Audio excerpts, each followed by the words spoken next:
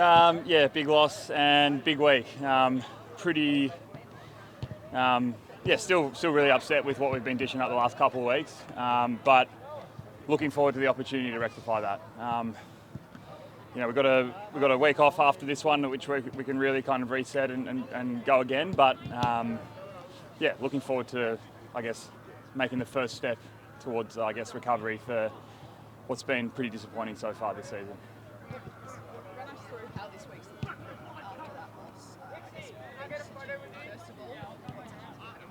what's happened? Sorry, you say a bit louder. Run us through what the week has looked like since that loss.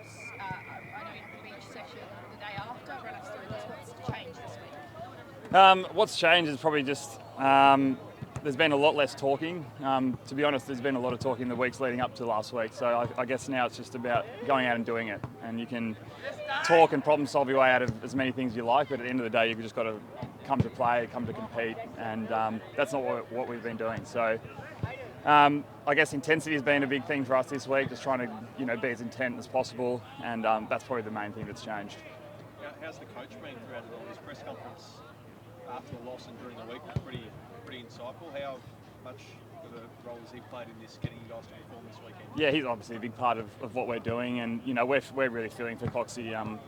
As players, we feel like we've let him down. He's been, it's probably hard to see this now, but he's been nothing short of exceptional coming in. We're really loving what we're seeing from him, and I think now it's on us as players to kind of row the boat for him and show us, what he means to us, and just kind of, give him something that, a little bit of reward for what he deserves. Has been a big effort for him, and It caused a bit of a stir in the week when Miller mentioned that you guys look like a bit of a rabble. I know he's since apologised, but how did the reaction come from your playing group to that? We haven't really spoken about it much, to be honest, and I don't want to do a comment on his comments, but it wasn't too far from the truth, was it? And we've got our own things to worry about other than Wayne Malera's comments after the game, so we're just worried about what we can control.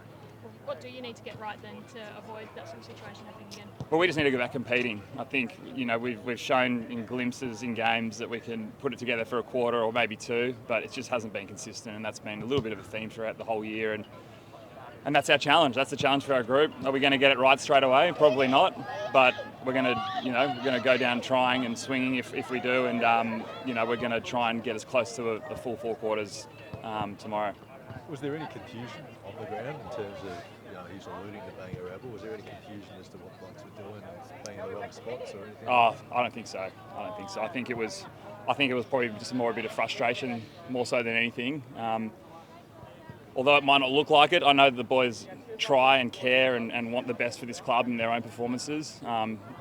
While that might not look like that on what you see on TV, it's definitely true, and I've got no doubt that their heads are in the right space, their hearts are in the right space. It's just a matter of, maybe narrowing our focus to what we really can control and keep it as simple as that.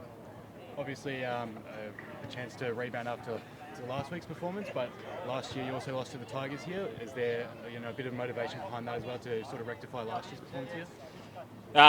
Mate, there actually hasn't been. I mean, we've got a little bit going on in the background over the last few weeks, so we haven't spoken about that too much. We have looked at the Tigers in depth, and when they get up and going, they're a really good team. Their leaders are playing incredibly well, and their young guys seem to jump on their backs when they do. So they're going to be a tough matchup tomorrow. We're coming prepared for a big game, and hopefully that's what you get. Speaking of young guys, you've got Tom Hanley coming back this week. He just re-signed a couple of days ago. How exciting is it to see his growth since he got picked up last year? Yeah, really exciting. He's I think you can underestimate how hard it is coming into a footy club halfway through the year. Like, he got picked up in the mid-season draft, and he probably took a little bit while to get going in terms of just, adjusting to the life of an AFL footballer. But what we've seen from him this year has been really impressive, and obviously rewarded for it with a contract extension and being back in the team this week. We love what he brings in terms of pressure and his commitment to his role. So look out for that. How significant? Tom Harley's got a fairly juicy offer, it seems like, from AFL House. How significant would it be a loss for the club if he was to go? Is it a bit bittersweet if he was to leave for a great job and you lose such a good offer? I think bittersweet would be the word. I mean, he's been an incredible mentor for a lot of us and senior figure, leader of our club for a long time. And you know, while, you know, professionally, I'd probably be pretty upset if he left. But I guess as a friend and, you know, he's a mentor of mine, and, you know, I'd be rapt for him. I think there couldn't be anyone better for the job. And yeah, I guess wait and see.